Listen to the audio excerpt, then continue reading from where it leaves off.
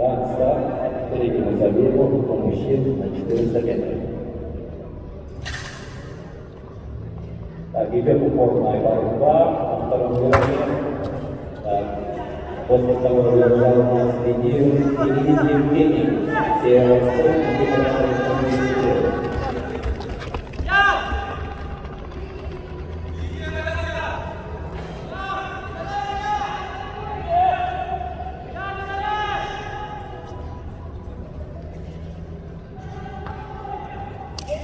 Назовем такой находится, это Ян Захаров. Так, и забег выигрывает представитель Армейского Ян Захаров.